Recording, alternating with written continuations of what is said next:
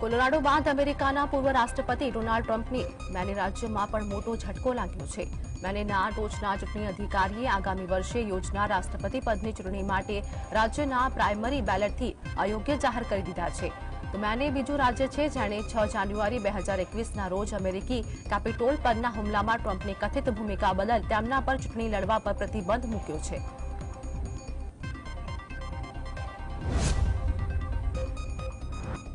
આવતા વર્ષે લોકસભાની ચૂંટણી છે અને તે સંદર્ભે કેન્દ્ર સરકાર લોકોની મદદ કરવામાં વ્યસ્ત છે। હવે સામાન્ય માણસને મોંઘવારીમાંથી મોટી રાહત આપવાની તૈયારીઓ ચાલી રહી છે। કેન્દ્ર સરકાર ટૂંક સમયમાં પેટ્રોલ અને ડીઝલના ભાવમાં ઘટાડો કરવાની જાહેરાત કરી છે। સૂત્રોની માહિતી મુજબ પેટ્રોલ અને ડીઝલના ભાવમાં 6 થી 10 રૂપિયાનો ઘટાડો થઈ શકે છે। કતારમાં ધરપકડ કરાયેલા ભારતીય નૌકાદળના 8 પૂર્વ અધિકારીઓને મૃત્યુદંડની સજા નહીં થાય। મહત્વનું છે કે ગત વર્ષે કતારમાં ધરપકડ કરાયેલા 8 ભૂતપૂર્વ ભારતીય નૌકાદળના અધિકારીઓને કતારની અદાલતે મૃત્યુદંડની સજા ફટકારી હતી। કતારની કોર્ટે વિગતવાર ચુકાદો હજુ સુધી ઉપલબ્ધ કરાવ્યો નથી। કતારની એપેલેટે કોર્ટે સજામાં ઘટાડો કર્યો હોવાની માહિતી આપી છે। ભારતીય નૌકાદળના આ તમામ 8 ભૂતપૂર્વ અધિકારીઓ ગયા વર્ષના ઓગસ્ટથી કતારની જેલમાં છે। કતારે હજુ સુધી આ તમામ પૂર્વ અધિકારીઓ પર લાગેલા આરોપો અંગે માહિતી આપી નથી। કેન્દ્રીય આરોગ્ય અને પરિવાર મંત્રાલય તરફથી જારી કરવામાં આવેલી માહિતી પ્રમાણે દેશમાં છેલ્લા 24 કલાકમાં કોરોનાના નવા 702 કેસ નોંધાયા છે। આ સાથે જ દેશમાં કુલ એક્ટિવ કેસની સંખ્યા 4000ને પાર પહોંચી ગઈ છે। આ સમયગાળા દરમિયાન કોરોનાના કારણે દેશમાં કુલ 6 દર્દીઓના મોત થયા છે, જે પૈકી મહારાષ્ટ્રમાં 2, કેરળ, કર્ણાટક, પશ્ચિમ બંગાળ અને દિલ્હીમાં એક દર્દીનું બીમારીના કારણે મોત થયું છે। દિલ્હીમાં પણ કોરોનાના નવા વેરિયન્ટ JN1નો પહેલો કેસ નોંધાયો છે।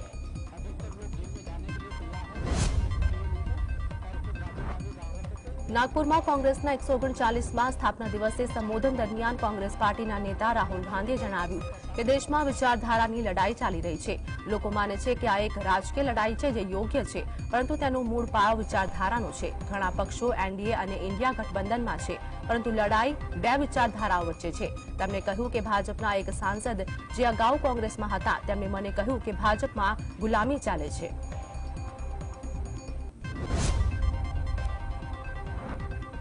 સોનિયા અને રાહુલ ગાંધી હવે ઈડી પ્રિયંકા ગાંધી અને તેમના પતિ રોબર્ટ વાડ્રા ફરતે ગાડીઓ કસી રહ્યું હોવાના સંકેત મળી રહ્યા છે। ફરાર આર્મ્સ ડીલર સંજય ભંડારી સામેના ચાર્જશીટમાં રોબર્ટ વાડ્રાના ઉલ્લેખ પછી હવે પ્રિયંકા ગાંધીનો પણ ઉલ્લેખ હોવાનું બહાર આવ્યું છે।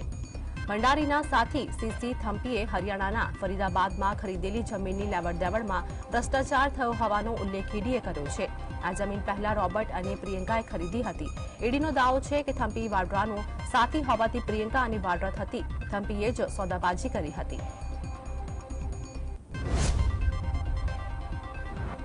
જેડીયુની 2 દિવસીય બેઠકને લઈને રાજકીય વર્તુળોમાં ભારે ચર્ચા ચાલી રહી છે। ચર્ચા છે કે બેઠકમાં કોઈ મોટો નિર્ણય લેવામાં આવી શકે છે। પાર્ટી અધ્યક્ષ લલનસિંહના રાજીનામાની અટકળો ચાલી રહી છે। દિલ્હીમાં યોજનારી જેડીયુની રાષ્ટ્રીય કાર્યકારિણીની બેઠક પહેલા લલનસિંહે જણાવ્યું કે જેડીયુ એક છે અને એક જ રહેશે। દિલ્હીમાં જેડીયુ કાર્યાલય પર લગાવવામાં આવેલા પોસ્ટરમાં માત્ર નીતિશ કુમારનો ફોટો હોવાના સવાલના જવાબમાં લલનસિંહે કહ્યું કે નીતિશ કુમાર પાર્ટીના સર્વસ્વીકૃત નેતા છે।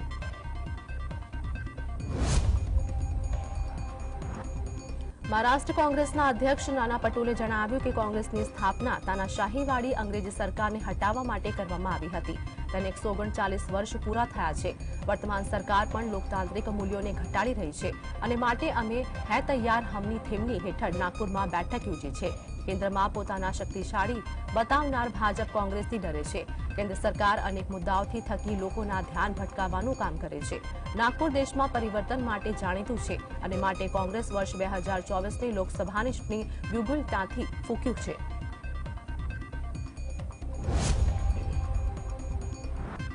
અયોધ્યામાં 22મી જાન્યુઆરી 2024ના રોજ રામ મંદિર પ્રાણ પ્રતિષ્ઠા કાર્યક્રમ મુદ્દે પ્રતિક્રિયા આપતા કોંગ્રેસના નેતા અને સાંસદ શશી થરૂરે જણાવ્યું કે મંદિર કોઈ સરકારનો મામલો નથી। મંદિરમાં જવું એ વ્યક્તિગત બાબત છે। ઘણા લોકોને આમંત્રણ આપવામાં આવ્યું છે, માટે તેઓ વ્યક્તિગત રૂપે આ મુદ્દે નિર્ણય લઈ શકે છે। મને આમંત્રણ પાઠવવામાં આવ્યું નથી, તો વિશે નિર્ણય લેવાનો સવાલ ઉઠતો નથી। મારા મતે હું મંદિરને રાજનીતિ કરવાનો મંચ માનતો નથી। લલનસિંહના રાજીનામા અને દિલ્હીમાં જેડીયુની બેઠકના સમાચાર વચ્ચે કેન્દ્રીય મંત્રી ગિરિરાજસિંહે મુખ્યમંત્રી પર નિશાન સાધ્યું છે. ગિરિરાજસિંહે જણાવ્યું કે બિહારના મુખ્યમંત્રી નીતિશ કુમાર હવે થોડા દિવસોના મહેમાન છે. તેઓ મુખ્યમંત્રી નહીં રહે. લાલુ યાદવે ચક્રવ્યૂહ ઘડ્યો છે. આ ચક્રવ્યૂહમાં પહેલું પગલું અવધ બિહારીને સ્પીકર બનાવવાનો હતો. નીતિશ કુમાર તેજસ્વી યાદવને મુખ્યમંત્રી બનાવી રહ્યા નથી. તેઓ થોડા દિવસોના મહેમાન છે.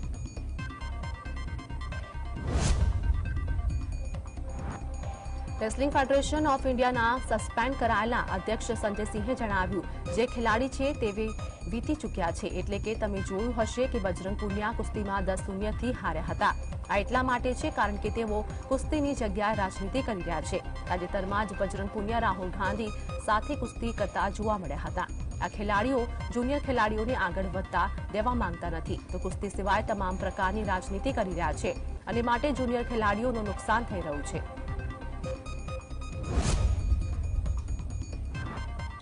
અયોધ્યામાં ભવ્ય રામ મંદિરનું નિર્માણ થઈ રહ્યું છે. આ સાથે અયોધ્યામાં નવું એરપોર્ટ પણ બનાવવામાં આવ્યું છે, જેનું ઉદઘાટન 30મી ડિસેમ્બરે પીએમ નરેન્દ્ર મોદી કરવાના છે.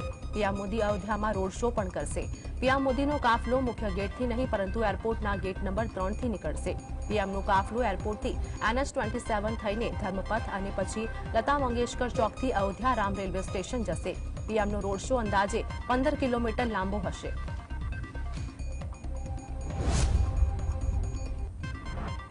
રાજસ્થાનમાં ભાજપના મંત્રીમંડળમાં થઈ રહેલા વિલંબથી ધારાસભ્યો તો ટેન્શનમાં છે, પરંતુ રાજભવનના કર્મચારી પણ અકળાયા છે.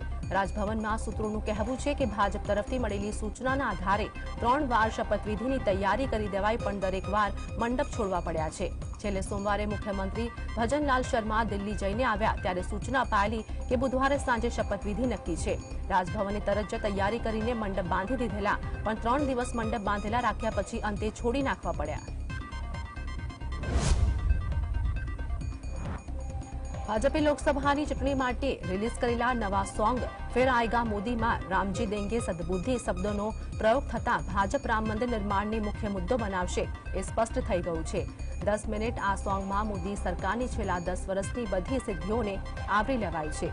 તો આ ગીતમાં ભાજપ વિરોધી મોરચા ઇન્ડિયાના નેતાઓને પણ ટાર્ગેટ કરાયા છે. ભાજપના સોંગે વિપક્ષી છાવણીમાં હલચલ મચાવી છે.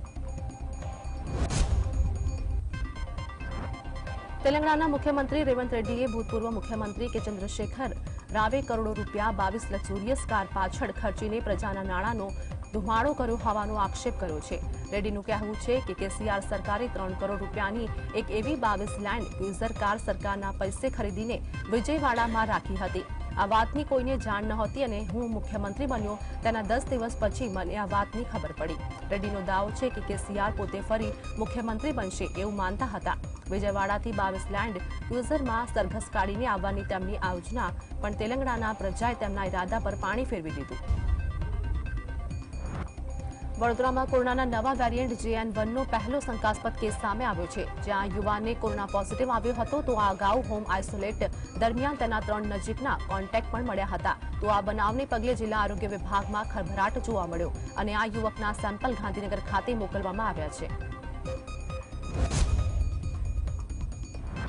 અમરેલીના દામનગરમાંથી ગેરકાયદે સસ્તા અનાજનો મસમોટો જથ્થો સીઝ કરવામાં આવ્યો છે. દામનગરમાં ભાડાના મકાનમાં ટેમ્પોમાંથી સસ્તા અનાજનો જથ્થો ઠાલવવાની કામગીરી કરવામાં આવી રહી હતી. તે સમયે લાઠે ઇન્ચાર્જ મામલતદારે દરોડા પાડ્યા હતા અને ગેરકાયદે અનાજનો મસમોટો જથ્થો મળ્યો હતો, જેમાં 31 કટ્ટામાં 1550 કિલો ઘઉં અને 100 કટ્ટામાં 5000 કિલો ચોખા હતા.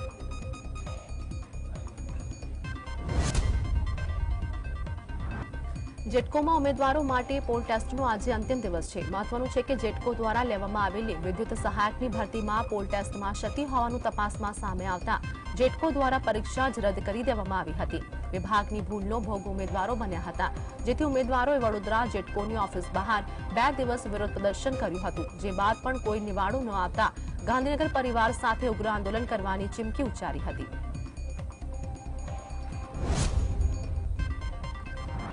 લોકસભા ચૂંટણીને લઈને ભાજપે તૈયારીઓ શરૂ કરી છે, જેને લઈને આજથી 2 દિવસ માટે ગાંધીનગર સ્થિત ભાજપ કાર્યાલયમાં કમલમમાં બેઠકો આયોજિત થઈ છે.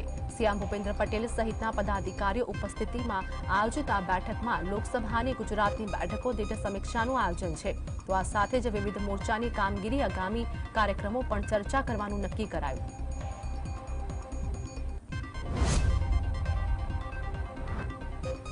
કેન્દ્રીય ગૃહ અને સહકાર મંત્રી અમિત શાહ ફરી એક વખત ગુજરાત આવશે 30 ડિસેમ્બર 2023ના રોજ ગાંધીનગર એનએફએસયુ ખાતે સહકાર વિભાગના નેશનલ કોઓપરેટિવ ડેરી ફેડરેશનના કાર્યક્રમમાં તેઓ હાજરી આપશે તેમજ ગાંધીનગર સંસદીય વિસ્તારના અન્ય કાર્યક્રમોમાં પણ અમિત શાહ હાજરી આપશે।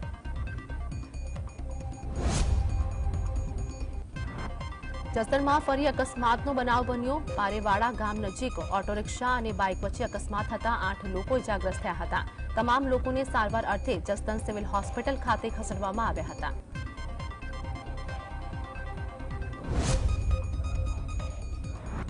જામકંડોરણા તાલુકામાં આંગણવાડી તેડાગરની ભરતીમાં ગેરરીતિના આક્ષેપો થયા હતા। તેડાગરની ભરતી અરજીમાં મેરિટ લિસ્ટમાં ભયંકર ગેરરીતિ થયાની ઉચ્ચ કક્ષાએ લેખિત રજૂઆત કરવામાં આવી હતી। કેટલાક અરજદારોએ આક્ષેપ કર્યો હતો કે તમામ ડોક્યુમેન્ટે સુવાચ્ય વ્યવસ્થિત અને માર્ક્સ સાચા દર્શાવેલ હતા છતાં પણ મેરિટ લિસ્ટમાં નામ જાહેર કર્યું નથી।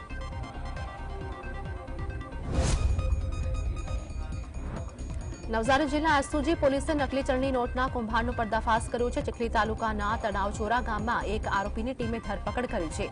તેજસ સુરેશભાઈ ચૌહાણ નામના આરોપીની ઝડપી પૈસા કમાવાની લાલચમાં કલર પ્રિન્ટર વડે અલગ અલગ બનાવટી ચલણી નોટ સ્કેન કરી તે અસલ દેખાય તે રીતે આકાર આપતો હતો।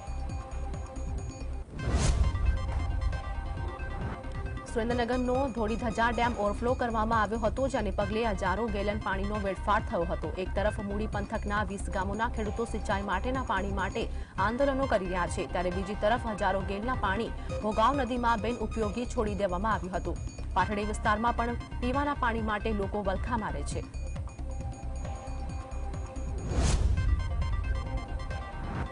સુરત મહુવા તાલુકાના આદિવાસી ખેડૂતોએ બારડોલી પ્રાંત કચેરી ખાતે મોરચો માંડ્યો હતો। ખેડૂતો સરકારના નિયમ મુજબ પોતાની જ જમીનો પર પોતાની માટીનો ઉપયોગ કરીને સમથળ કરી રહ્યા છે પરંતુ સ્થાનિક મહુવા મામલતદાર કચેરીના અધિકારીઓ દ્વારા નિયમોનું ખોટું અર્થઘટન કરાવીને ખેડૂતોને પરેશાન કરવામાં આવતા હતા। આ અંગે ખેડૂતો દ્વારા અનેકવાર રજૂઆતો કરવા છતાં કામગીરી સામે તંત્ર દ્વારા વિક્ષેપ ઉભો કરવામાં આવતા મોટી સંખ્યામાં ખેડૂતો કચેરી ખાતે એકઠા થયા હતા।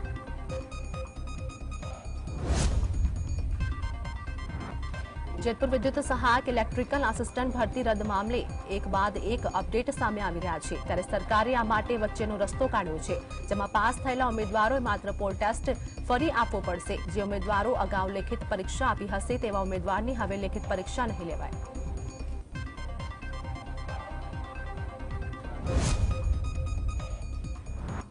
ફ્રાન્સમાં માનવ તસ્કરીના આરોપમાં ફસાયેલા 303 લોકોમાંથી 276 યાત્રીઓને લઈને એક ફ્લાઇટ મુંબઈ આવી પહોંચ્યા બાદ ફ્રાન્સે ત્યાં જ રોકાયેલા વધુ 25 ભારતીયો સાથેની ફ્લાઇટ મુંબઈ રવાના કરી હતી।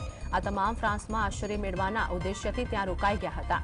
ખરેખર થોડા દિવસ પહેલા ફ્રાન્સે માનવ તસ્કરીના આરોપમાં ભારતીય મૂળના નાગરિકોથી ભરેલા પ્લેનને અટકાયતમાં લીધું હતું।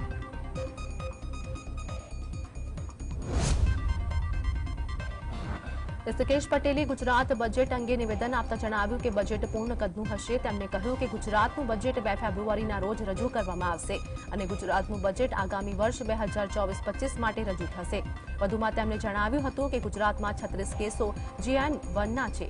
તેમણે કહ્યું કે ગુજરાતમાં ટેસ્ટિંગ થવાના કારણે ભારતના સૌથી વધારે કેસ ગુજરાતમાં છે।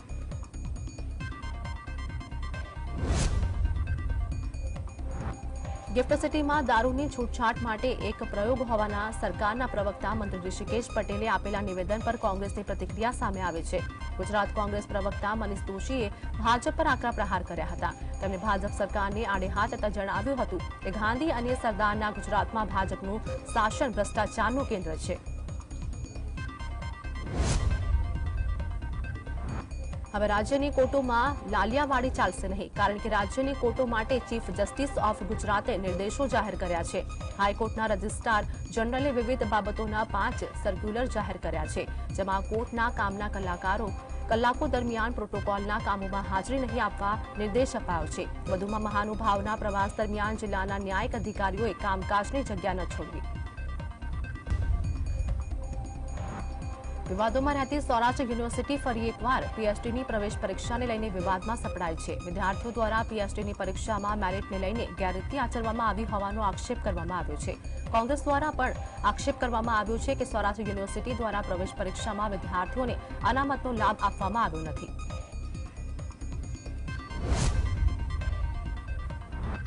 ભારત સરકાર દ્વારા વડાપ્રધાનના પરીક્ષા પે ચર્ચા કાર્યક્રમની 7મી આવૃત્તિ આગામી 2024માં ન્યૂ દિલ્હી ખાતે યોજાવાની છે। ત્યારે આ કાર્યક્રમમાં ધોરણ 6 થી 12ના વિદ્યાર્થીઓ, તેમના માતા-પિતા અને શિક્ષકો વર્ચ્યુઅલ માધ્યમથી જોડાઈ શકે છે, જેનો ઉદ્દેશ્ય આવનારી બોર્ડની પરીક્ષાઓ વિદ્યાર્થીઓ નિર્ભયપણે આત્મવિશ્વાસપૂર્વક આપી શકે તે માટેનો છે।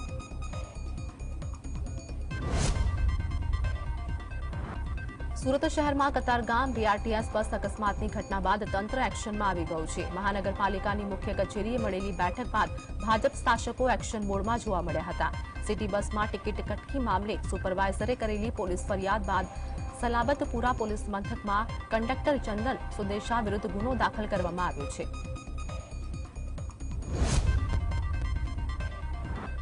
સુરતના કતારગામમાં બીઆરટીએસ અકસ્માત મામલે બીઆરટીએસનો ચાર્જ સંભાળતા ડેપ્યુટી કમિશનર કમલેશ નાયકનો ભોગ લેવાયો છે અને તેમની જગ્યાએ ડોક્ટર રાજેન્દ્ર એમ પટેલ આઈએએસને સિટી લિંકનો ચાર્જ સોંપવામાં આવ્યો છે।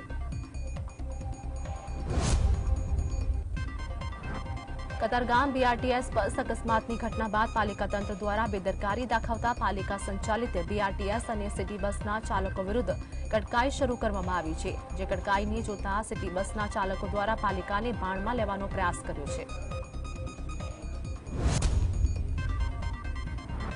મહીસાગર જિલ્લામાં એમજીવીસીએલ વિભાગે સપાટો બોલાવ્યો છે। જિલ્લાના સતરામપુર તાલુકાના 22 જેટલા ગામોમાં વીજ ચેકિંગ કરીને અંદાજિત 7 લાખ કરતા વધુની વીજ ચોરી ઝડપી પાડી છે। મધ્ય ગુજરાત વીજ કંપનીએ વીજ ચોરી કરતા 49 જેટલા ગ્રાહકો સામે લાલ આંખ કરી કાર્યવાહી હાથ ધરી છે। સુરત જિલ્લાના બારડોલી પંથકના વાતાવરણમાં પલટો જોવા મળ્યો। બારડોલી નગર તેમજ ગ્રામ્ય પંથકમાં વહેલી સવારથી ગાઢ ધુમ્મસ છવાઈ હતી। ગાઢ ધુમ્મસને પગલે રાષ્ટ્રીય ધોરીમાર્ગ નંબર 53 પર વાહન ચાલકોને હાલાકી વેઠવી પડી હતી।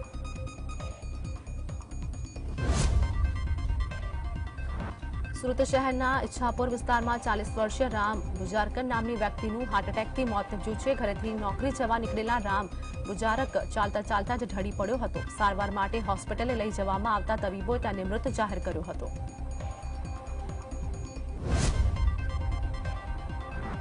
ગીર સોમનાથ જિલ્લાના તાલાલા સિવિલ હોસ્પિટલ ઘણા સમયથી જર્જરિત હાલતમાં છે। અનેક વખત રજૂઆત છતાં કોઈ નિરાકરણ આવ્યું નથી।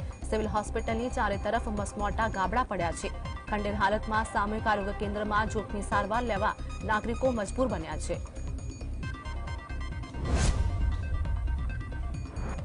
સાબરકાંઠા જિલ્લાના હિંમતનગરના ખેડ તસિયા હાઈવે ઉપર હિટ એન્ડ રનની ઘટના સામે આવી છે। બેફામ આવતી કારે સાયકલિંગ કરવા નીકળેલા 63 વર્ષીય સાયકલ રાઇડરની ટક્કર મારી હતી। કારે સાયકલને ટક્કર મારતા રાઇડર નીચે પટકાયો હતો, તેમજ ગંભીર ઇજાઓના કારણે રાઇડરનું ઘટના સ્થળે જ મોત નીપજ્યું હતું। વલસાડ પોલીસે 31મી ડિસેમ્બરને લઈને દમણ સેલવાસ મહારાષ્ટ્રમાંથી દારૂની મહેફિલ માણી ગુજરાતમાં પ્રવેશતા દારૂ શોખીનોને જબ્બે કરવા કમર કસી છે। આ માટે વલસાડ પોલીસ દ્વારા 28મી ડિસેમ્બરથી 31મી ડિસેમ્બર સુધી જિલ્લા કુલ 35થી વધુ ચેકપોસ્ટ પર સઘન ચેકિંગ હાથ ધરવામાં આવશે।